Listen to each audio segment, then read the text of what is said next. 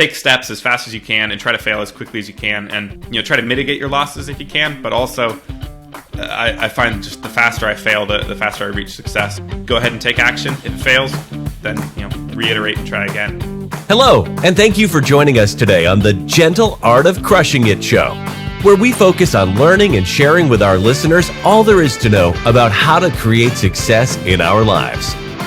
This show stands on the shoulders of giants. Our mission is to empower and inspire our listeners to create the life of their dreams whilst having a blast in the process. Let's celebrate life together. Welcome to the show. All right, welcome back to another episode of the Gentle Art of Crushing It. I am your host, Nathan with Undor Properties, and today I'm super excited to have with us Drew McCluskey. Drew is a real estate investor. He co-founded BrightInvestor, which I'm sure we'll talk about. And for those who have not checked it out, we actually interviewed Devatha, his other co-founder, on episode 50 of this podcast. You were also, Drew, previously, in my understanding, Brandon Turner's intern for a while. I'd love to hear about that. And I've heard a story or two about you having 2 dead squirrels fall on your face, I believe. So I want to hear about that one as well. Drew, welcome. Oh, yeah. How you doing today?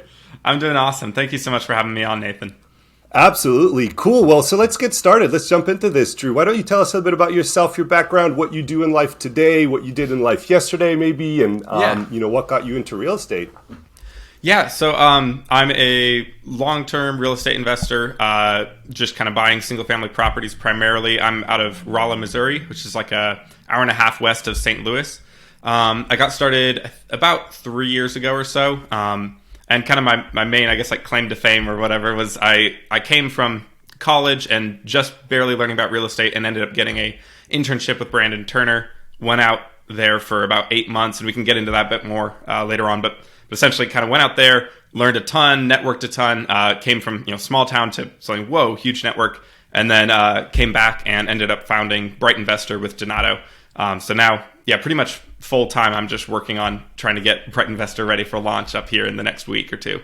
Very cool. And we'll talk about and we'll touch on BrightInvestor, of course, because I want to hear more about that, hear what's coming, when, and who it's for. So excited to hear about that. I'm sure by now everybody's curious and wants to know, how the heck did you get in touch with Brandon Turner and end up being his intern? Because I'm sure there's a lot of people out there who want to do that. Yeah, no, for sure. That's kind of, I think, where most all my journey in real estate began was, I think it was like my 19th birthday. My parents bought me 2 books, and they were Bigger Pockets books by Brandon Turner. And I was like, okay, well, whatever, I'll check into this and see what it's about. Read the books, instantly fell in love with it, started listening to the podcasts every day. I think it was probably about 2 months after that. And I mean, there's so many little interesting stories throughout here, but basically I ended up kind of walking into a quadplex opportunity that was like a gut job that my dad ended up purchasing for the land. And he said, hey, if you want to gut this quadplex, you can have at it. And once you determine if you want to keep it or not, you can buy it from me, kind of thing. So it was a unique opportunity that came pretty much right after learning about real estate investing. So I kind of jumped in headfirst immediately and ended up I think I spent probably like 8 months or so during college, just every single day gutting that, and it ended up kind of completely failing. And so I realized, oh shoot, I need help. So I went to the Bigger Pockets conference, and that's where I first started actually getting to know anyone in real estate and start talking to them and learning, oh shoot, I don't know anything about this kind of stuff yet. But that was where I first met Brandon. And to kind of give, I guess, like a bit of a story to that, basically I got my tickets for the Bigger Pockets conference, and I realized that it was at the Gaylord Opryland Hotel down in Nashville, Tennessee. And for me, I'd grown up and I'd gone to a ton of conferences there, but it's a complete zoo.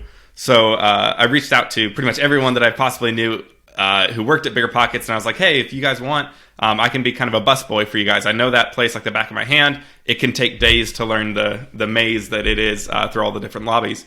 So after they kind of passed me around for a while, Brandon responded on Instagram and was like, hey, thanks so much. Talk to this person. They ended up not needing my help. But what it did do is once I then got to the conference, I was able to talk to all those people who I had DM'd and had conversations with, and they remembered me for offering to help and stuff like that. And I then, still kind of threw my hat in, hey, if you need anything, I can still run. that was kind of the first contact with Brandon. So I got to talk with him a little bit once I was at the conference, and he remembered me from that. And that was kind of that. Like, so I ended the conference and went back home and kept working on this quadplex. And then probably about I'm trying to think, it was about 3 months later, I really realized, like, man, this quadplex is going nowhere. I don't have the kind of funds to do this. There's way more demo than I thought it was going to be. But so a unique opportunity came up then of, like, really right when I kind of finally was like, okay, shoot, I can't do this. Brandon launched an opportunity for kind of like a GoFundMe kind of thing for his brother who had gotten in an accident. And he said, hey, if anyone donates $500 to this, I'll give them a 30-minute coaching call. So kind of I was like, okay, well, that's another opportunity to get to talk to him and get to, you know, see if I can build a relationship there. So I immediately, as soon as I saw that, I sent the $500, and then, yeah, I think it was probably about 4 months later, I got my coaching call with him in. And we started talking about what I was doing with college, what my plans were after, how the quadplex was going, and a lot of it, he kind of was like, yeah, it sounds like this is a rough one that you got into. There's all sorts of just, like, it was the whole, like, you know, like 3 sheets of drywall in every single unit. There was mold everywhere. The floors were rotting through. All of the trusses underneath the floors, they were rotted through. So I realized I was going to have to literally take this entire thing completely apart, rebuild everything, rebrace the structure, and it was... for a college student, there was no way I could fund that kind of money, and I didn't know enough yet about creative financing or anything like that. So I was just. And were you doing the work yourself, or were you like kind of coordinating it and getting contractors and things like that to do the? No, I had like 2 or 3 friends who really kind of came in to help out a couple times, but really otherwise I was probably spending about 8 hours a day every day in there, just swinging a sledgehammer and, you know, pulling stuff out with a wrecking bar. So it was a rough. I would not recommend doing that if you're not like used to hard labor like that. I would not recommend doing that because it messed my back up and it's caused all sorts of kind of problems. But and I'm curious because I think you said your father bought this property basically for the land, right? And then he offered you this opportunity to fix up the property. But at that point in time when that happened, did you already know you wanted to get into real estate, or was that kind of like by happenstance? You know, that property happened and you said, oh, I could start doing the job and doing the work, right? And then you got interested in real estate. It was kind of, so I had read the books like a month and a half to 2 months before we got this property. So it was like I had been interested enough of like, oh, this is something I could see myself doing someday. And then it kind of just came right across my plate. And I was like, oh, shoot, okay, I guess I'll go ahead and take it because this, you know, everyone's been talking about how you should get a quadplex because that's the best, you know, starter investment property or whatever. So for me, it like checked all the boxes, but it wasn't something that I was really planning to do while still in college. So no, it definitely was not something I was planning on doing right then, but because it came across my plate, I went ahead and started trying to take advantage of it. And then since then, have you bought more rental property? I'm curious if that served as like a deterrent and scared you away from all things real estate, given the experience. Yeah, no, I ended up getting, let's see, I got a single family house hack that was like, I rented out 2 other bedrooms while I was there and that cash flowed. And then I got a 6-plex that I partnered on with someone that was kind of just a quick flip. So we bought it for a really low price and then just relisted it. Made about, it was about like a 20,000 profit on that one. So not as great as we were hoping, but still, it was like a 4-month hold or something. And then I've done an Airbnb arbitrage, and then just bought 2 more properties that now I'm house hacking by living in one. They're like 2 properties on one lot. So renting out the 3-bedroom, 1 bath, and I'm living in the 1-bedroom, 1 bath with my wife. Awesome. I'm curious. I don't know how easy this will be to answer, I guess, but I want to go into kind of mindset a little bit because I'm both like, if you know what this is or if you can remember, both for, you know, getting in touch with Brandon Turner, right, as well as not being deterred from like this horrible first experience that you had, not being deterred from real estate. I'm curious what mindset, you know, hacks or tricks or whatever you have, because I would imagine, again, you know, if we take the Brandon Turner story, for example, I mean, I'm sure there's hundreds of people who reach out to him on a regular basis. He's a big name, big brand in the space, right? But what were you doing differently that made you ultimately get this internship, right? And similarly, what what were you thinking when you're like, yeah, this was a horrible first experience with this quadplex that I, destroyed my back while trying to fix up. But hey, guess what? I'm going to continue investing in real estate.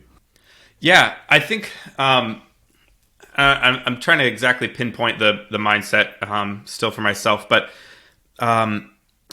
there's this one book. It's called Poke the Box, and I haven't even read it, but my dad explained it to me a bit when I was a kid, and he was like, this is the kind of person you are. You're a poke the box type person. You see a box and you start messing with it and you try to figure out how it works. So I've always been very curious. And with that, I got into programming back when I was about 10. And computer programming, pretty much the entire process is you try something, it fails, you edit, you try again. You try something, you fail. And you do that, genuinely probably like every 15 seconds, every 30 seconds. It's just constant little tweaks until it finally works. But it's a very just like consistent failing process to get anything to work in programming. So I think because I did that from age 10 all the way, like I still do it now, I think that really drilled in my head that the process of success is tons of little failures. Like just that's like, 'cause there's no gratification until you've done, 100 fails in programming. So I think that mindset for me has carried through to everything. So like with Brandon, I reached out that one time, but I'd also reached out probably like 80 other times on his posts, on DMs, and all sorts of things. I'm always throwing little pieces out there to see if an opportunity can come of something. So when the quadplex failed, for me it was more just almost like look through your code, see what wasn't right, and then try another iteration. And I think that's, for me, ultimately that's really served me well, because it has helped me to I don't really get fazed by the fact that something didn't work. That's kind of what I expect. I expect that something won't work and then I need to edit, and then it'll, get closer and closer to working. So I think ultimately that mindset is what really, that helped me get the internship. It helped me, move on to the next properties. It's going to help me get even better investments in the future, because now I've learned certain things to look out for.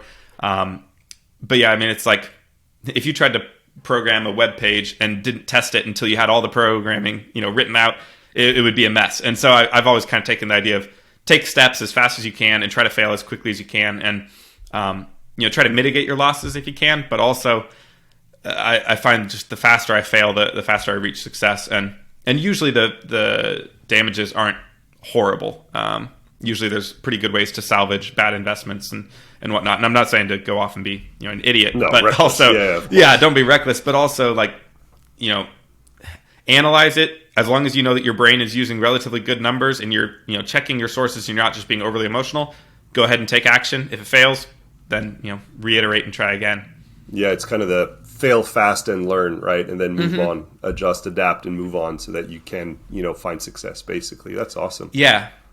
And I'm just curious, with all that you've shared so far, right, with us and our audience here, what would you say your favorite success story is that you like to share with others, and in particular what you learned from it? Maybe it's the internship, maybe it's where you're at now. I'm curious if a particular story comes to mind. I think this story kind of had a twofold notion to it, so I'll try to make it short. But it's kind of the same process that ended up working both for Brandon and for Brittany Arnason. It's investor girl Britt. She's a DIYer. Yeah. But so when it came to the internship, I got offered the potential for an opportunity during that coaching call. But what I ended up doing was I ended up going and working for free for Brandon's partner. Just reached out to him on Instagram and said, hey, I'll work for free. I know these different ways I can help you. And if there's anything else I can do as well, let me know. And so the partner, he had given me this whole process of different leads to look up online and get different data from. And so I spent all night trying to build a program that would basically take these lead lists anytime we got them and automatically scrape that from the internet and give him a finished PDF that he could upload into a mailing system. And so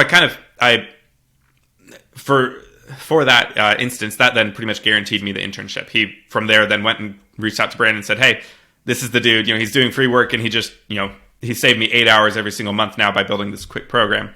So I think that whole piece of working for free and then also kind of knocking their socks off right back to back just provides an overwhelming amount of value, and that you're committed to actually helping out with their process and making things better. It's not just that you're going to do one thing for them, but you're actually going to make their system of doing things better. I did that. That secured me the internship with Brandon. And when then I was finishing that up, I had become friends with Brittany while I was down on Maui. And I was talking about, what my plans were for going back. And I asked her, while she was starting her syndication company with AJ Osborne. So she was just starting IGB Capital. And I was like, hey, I know systems, I know computers, I know how to automate things. You seem like you need help. I have background in graphic design, all sorts of stuff. And so she was like, yeah, no, I definitely need help, but I'm really short on cash right now. I'm trying to throw everything I can into this, and I just don't have the cash to really pay. So I was like, okay, well, what if I just work the first month for free, second month for $500, and we'll talk from there. But that way you have 2 months of my service to just help get this thing up and running. So, long story short, I ended up, I think I was probably pouring 60 hours. It was probably like 50 to 60 hours a week into this, building out all the graphics, the website systems, and it secured me a job with her, which is an amazing networking opportunity as well. Her and Brandon both have just amazing networks and a whole lot of insight as well. And so I think just that whole mindset of can you do something for free, and then can you knock their socks off? And that, everyone wants that kind of help. If you can tell someone that you're going to save them tons of money and tons of time, everyone wants that. And so that, I think, has been my biggest win. I'm really proud of that fact that I was able to work with both of them, because I really look up to both of them as real estate influencers and just as people and friends. But yeah, I think that's been like one of the biggest wins. And I think if I had to start everything over again, I would really just keep focusing on that. Try to provide as much value as possible to someone who can be a very good mentor. And I think that would continue to open up doors. Yeah. And I'm curious, and of course, by no means do I want to minimize all the work that you've put into getting to where you are, right? But I'm trying to put myself in the shoes of folks that are maybe glass half empty, right? And, looking or finding excuses why they can't do what you did, right? Are you special? Do you have to know programming to do these things? Do you have to be okay with cold calling or cold Instagramming or whatever people to get these opportunities? Or do you think anybody can do this? Yeah, I honestly don't think that anyone can do this. I honestly, the amount of late hours and whatnot that I will pull, I don't think is for everyone. And I think that's honestly the whole real estate industry. I don't think the real estate industry is for everyone. It's awesome, but it requires a lot of proactivity. And if you get too much analysis paralysis and you just can't get over that, I don't think you should pull the trigger on a property, because I think it just, when then, the heat really turns on, it can really burn you. And I honestly think that that's the same for this kind of thing. Like if you aren't someone who just loves hustle, I don't think that you're going to be able to create the kind of value and continue to pull it. What I will say is, if you have time, so like if you don't have a bunch of kids and you don't need your bills aren't crazy high, if you can minimize all those costs and focus as much time as possible, then no, I think pretty much anyone can, because the opportunities, pretty much every big influencer in the field of real estate that I know right now would love to have someone doing graphics for them, would love to have someone editing video, would love to have someone doing scripts, reaching out for podcasts, all sorts of stuff. And so if you can say, hey, I'll get you on 80 new podcasts within the next 4 months, they would say, amazing, go do it. And then you've got a perfect in, and now you're friends with one of these big influencers. So I think the opportunities are there. I think you have to know that you're actually the type of person who would commit to that and actually follow through for 4 months, because it is pretty tiring. Yeah, I couldn't agree more. I think there's a lot. I struggle a lot today with kind of the folks that think everything is still kind of microwave society, one button click, you get your Amazon delivered at home, and that, success is the same thing, right? Where there are shortcuts. I must find an easier way and to do stuff, right? And typically people shy away from, doing the work, the commitment, like you said, like consistency, daily work. So couldn't agree more. Yeah. No, it's one of those unfun answers, because it's I think more 100%. honest. Yeah. Yeah, so like, yeah, no, it's sorry. Honest. Yeah, it's honest. And on the flip side of this success story that you just shared, is there like an incredibly difficult time in your life that you're okay with sharing with us and the audience here, and maybe what you learned from that, with how you kind of navigated through that incredibly difficult time? I'm going to be honest here, and I'm only 24, so I haven't had a whole lot of life to live, and I had a pretty good growing up. I have not had like a dark night of the soul kind of, just like, oh my gosh, life is falling apart around me. I would say, though, I have consistently for the past 2 years at least, just had a whole lot on my plate and doing, like I've been working like 60 to 80 hour work weeks every week for a good long while. And like I got married in the last year. We're pregnant now, we're having a kid on the way. So it's like there's a lot of cool things happening. Thank you. Yeah. No, I'm excited, but there's a lot of stress that comes with that. Like I quit my job before knowing that we were pregnant, and then working full time with BrightInvestor doesn't bring any pay yet. So there's a lot of stress that's happening all the time, and I think I would be reeling. But what I would say is to help deal with that, and to help, having gone for like 2 to 3 years at this point now of just a lot of 60-hour type work weeks, I really do focus on what things fill up my joy bucket, basically. Just like for me, that'll be like skateboarding or pickleball or going and playing basketball, soccer, walks, whatever. But like I'll find those things that will help to give me some stress release, and also just like actually be fun for me. And I do those pretty much every single day. I'm trying to make sure that I have at least an hour somewhere that I focus on that, because otherwise I know I just start crashing. Like I start getting depressed and really burned out. But I found I can go multiple 14 to 16 hour days in a row if I'm making sure that I have at least a set apart time to just check my brain out and have fun outside or something like that. So it's kind of silly, but I really think especially hustlers need to make sure that they pad in that time of just not working out, nothing like that, just time to chill for a little bit, so then you can go back strong. I think that's helped a ton. But no, I haven't had like any soul crushing times yet, thankfully. And this is a completely random left field question here, so you might not even be able to answer it at all, but I'm curious. I'm a relatively young parent myself. We got a 3-year-old and a 5-year-old, so definitely keeps people busy. I'm curious if you have any anxiety, or maybe, I don't want to put words in your mouth, sorry, where's I guess your head at in terms of this, baby coming soon, whenever that is, and all of these projects that you have going on, right?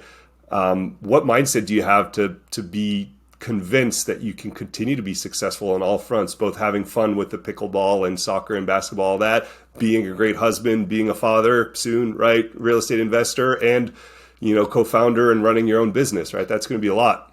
Yeah. I think, honestly, one of the biggest things is that I did get rentals ASAP, and I built that up to where I have that cash flow. And then we've reduced our living expenses like crazy. Like we're just, we're eating a lot of rice and beans, a lot of peanut butter sandwiches. Doing that a lot has helped, because then our amount of stress of the income that we need is very low. So I know if we suddenly have a bad month, I can go and do a random, coding job or a graphic design gig, and boom, we're covered now for the month. Like one gig and I'm good.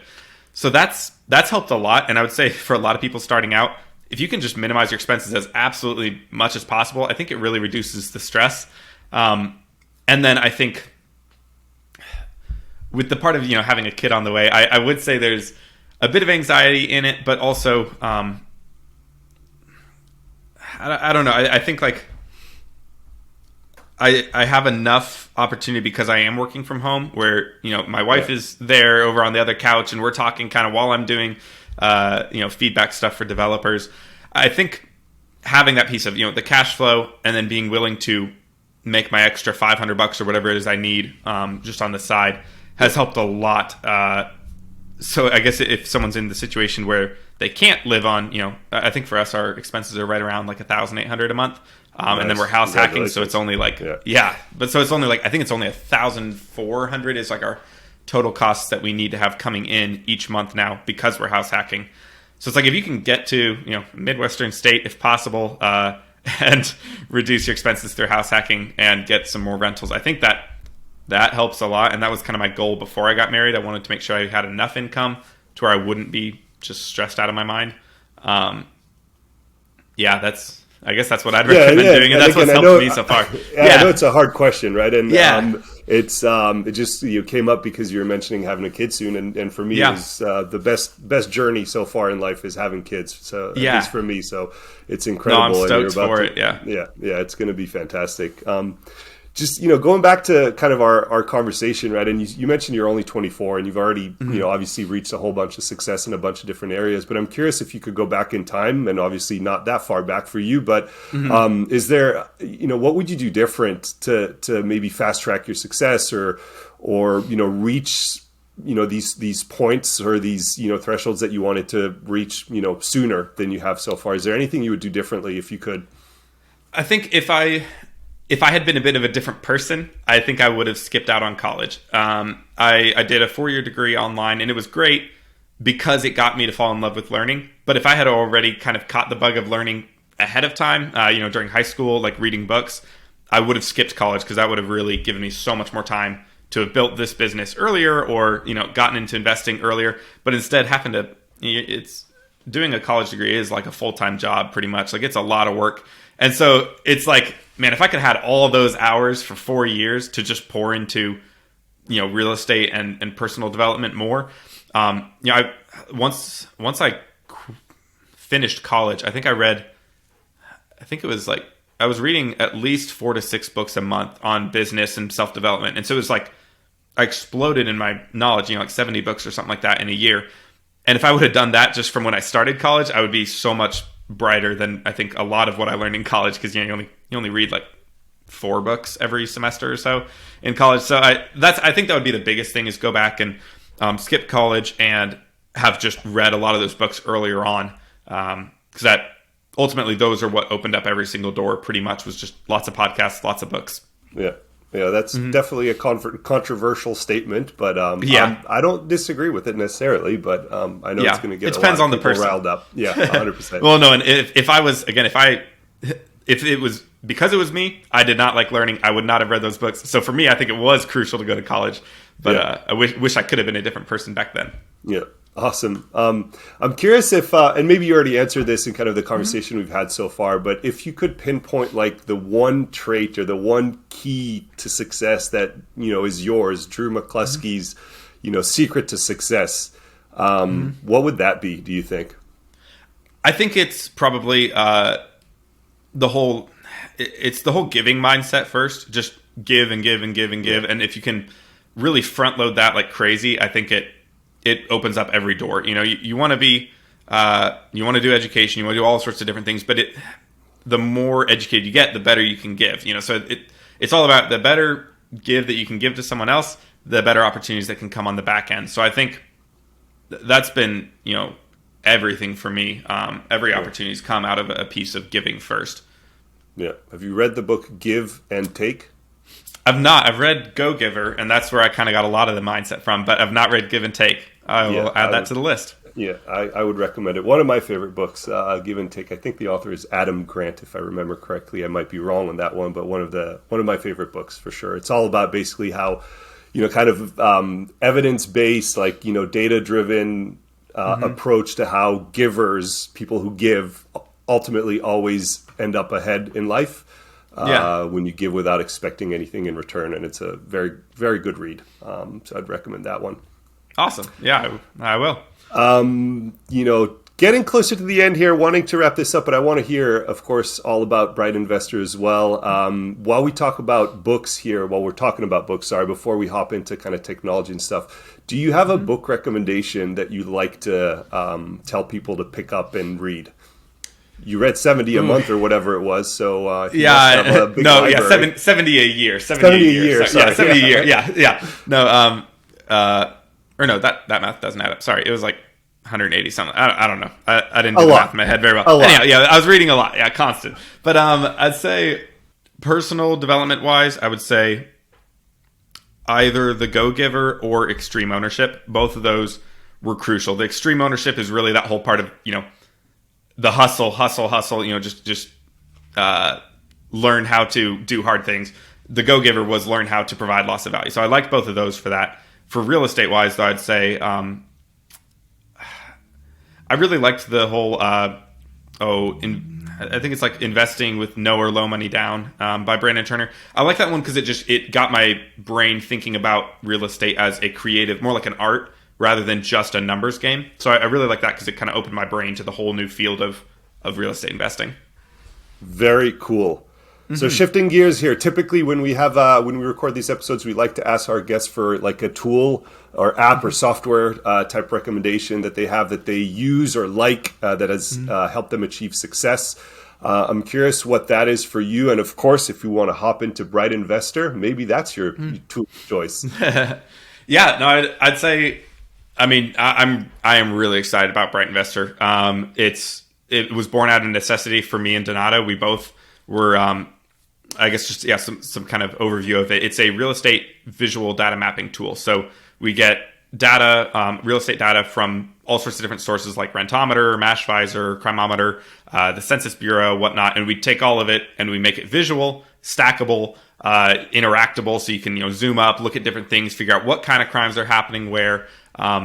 Just really makes the whole aspect of finding a market and what you're looking for in it down to from the macro level of the whole city down to the street. It makes it such a more interactive experience, and it's definitely it was born out of something that I couldn't find anywhere else, and I was spending 30 hours to analyze one market, and I'm stoked at how fast this makes it, and I feel like it comprehends.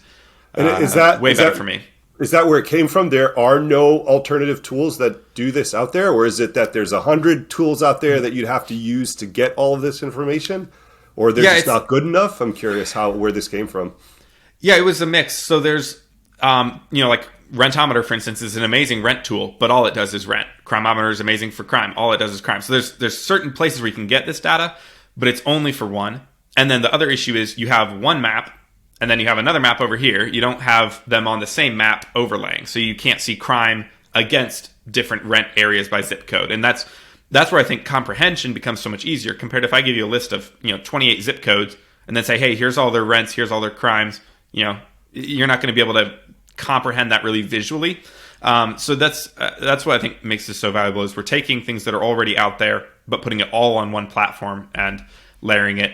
There are other platforms that will do they'll provide a kind of overview of a market through like a PDF report.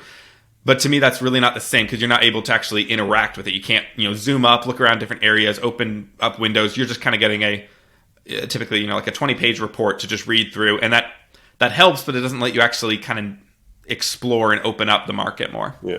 And so who is this for? Typically people who are looking for a new market, people who want to better understand their market. Who's your target user here for this? Yeah, so our ultimate, our main target user would be small real estate investment companies. So ones that are, like a team of 2 to 8 people or so, that kind of size company. This would be perfect for because it's so much about if you're looking more for a certain asset class, and that can come in any, market. If you're specifically looking for mobile homes or something like that, and that, okay, we've got one in Chattanooga and then another one in Lynchburg and whatever. You're having to quickly learn a whole new market and not just the general market, but you need to understand exactly that neighborhood and those zip code streets, what's going on. This helps to really speed up that process. And then secondarily, it's, for new investors who are looking for their first or second market. It helps to, again, come from the piece of, okay, well, I want to invest in Austin, but where? What zip codes specifically? It helps people to narrow down their markets. Awesome. Well, yeah, it sounds exciting. And like I was telling Donato when I spoke to him last week, I'm super excited to get my hands on this, even if it's just to explore the couple markets that, we invest in today, just to, better understand them. And is that available today? Is BrightInvestor available today? When is it coming out? If it's not today, where can people go to get their hands on this? Yeah. So depending on when this podcast releases, we're launching it open on March 28th. So that is when the release date is. And then, we've got a whole lot more data and different visualization types coming really soon. So within the next 3 months, we're just going to be kind of plowing in all sorts of new data types to make it even more beneficial for users. But yeah, March 28th is when it gets released. You can, if this comes out before then, you can go on our website and get signed up for the pre-launch as well. And we have different value there for early bird discounts and whatnot. Yeah, so this is typically going to release or should release after you've gone live. So everybody listening to this, go get it. It's live. Awesome. Good cool, Drew. Well, thanks for that. Bringing this to a close here. Last question I have for you, or last couple questions I guess that I have for you is how can our audience help you and where do you want them to reach out, if at all? Yeah, I love people reaching out. Networking is one of my favorite things. So you can find me personally at Drew_McCluskey, and that's McCluskey. That's on Instagram.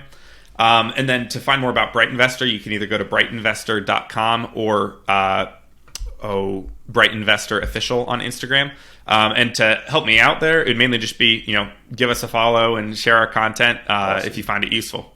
Yeah, absolutely. And of course, as always, we'll make sure we put all that information in the show notes so people can just click and get straight to you, straight to BrightInvestor, BrightInvestor Official. All that good stuff will be in there. So very cool. Awesome. Like I said, thank you so much, Drew, for your time. I'm excited to get my hands on BrightInvestor. Oh, sorry. Before we go, last thing we got to do. I heard about this 2 dead squirrel story. Tell us more. People want to know about this. What's going on there? So that was during the quadplex gut. So when I was getting the whole quadplex, and I was wearing like respirators and all sorts of different stuff because it was so much just clouding going on every day. Yeah. But when I would pull down the ceilings, there was all the blow-in insulation, and I couldn't get in between floor levels. So I'd pull it down, and just all sorts of insulation is falling on me, and it's probably 40-year-old insulation. And so multiple times I would have just all sorts of walnuts just start plowing down on my face, and 2 of the different times while pulling it out, a dead squirrel lands right on my face. And I've got like the respirator and stuff, so I'm a little protected, but still, it didn't change. It's dead squirrel right on your face. Oh gosh, why am I in here? So if that's not a reason to hire out that kind of work, if you can, I don't know what is. Yeah. Awesome. Well, with the 2 dead squirrel story, we will end it here. Drew, thank you so much for your time. Really appreciate you. And hopefully we'll get you on the podcast again soon. All right. Sounds great. Thanks so much, Nathan. Take care, man. Well, there you have it, ladies and gentlemen. Another episode of The Gentle Art of Crushing It. It was an amazing episode. We know we sure learned a lot, and we hope you did as well. We want to take a second and thank you so much for viewing or listening to this episode. And please just know that we only ask for one favor, and that is to make this life magnificent. Thank you, and have a wonderful day.